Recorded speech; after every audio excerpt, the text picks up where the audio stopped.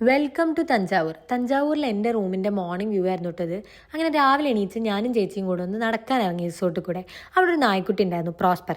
ചേച്ചി കുറച്ച് നേരം അതിനെ കളിപ്പിക്കുകയൊക്കെ ചെയ്തു. എനിക്ക് പിന്നെ പേടിയായതുകൊണ്ട് ഞാൻ എൻ്റെ അടുത്ത് കൂടെ പോലും പോയില്ല.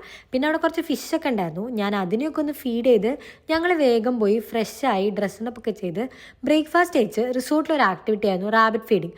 അതിന് വേണ്ടി പോയി കുറച്ച് നേരം റാബിറ്റിനൊക്കെ ഫീഡ് ചെയ്തു. എനിക്ക് അതിനെയും പേടിയായിരുന്നു കേട്ടോ. ഞാൻ ഓടുമായിരുന്നു. ഇത് പിന്നെ വീഡിയോയ്ക്ക് വേണ്ടി നിന്നതാ.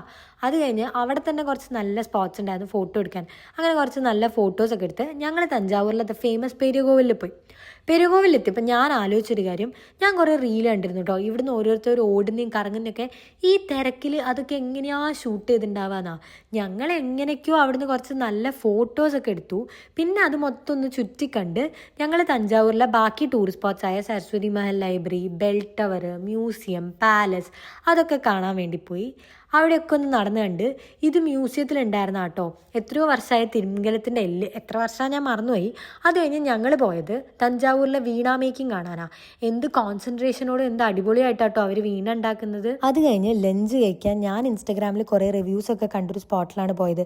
ചെല്ലമ്മാൾസ് മണപ്പനായി സമ്മിൽ, ഇതന്നെയാണ് തോന്നുന്നു പ്രൊണൗൺസിയേഷൻ.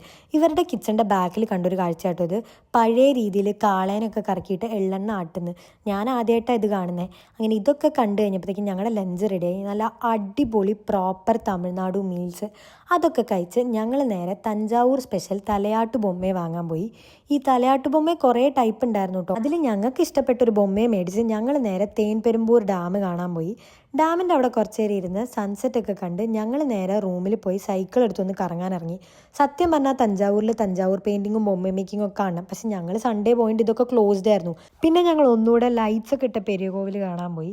അത് കഴിഞ്ഞ് ഫുഡ് കഴിച്ച് നേരെ റൂമിലോട്ട് പോയി റെസ്റ്റ് എടുത്തു. അപ്പോൾ ബാക്കി വീഡിയോസായിട്ട് വരുന്നവരേക്കും ബായ്.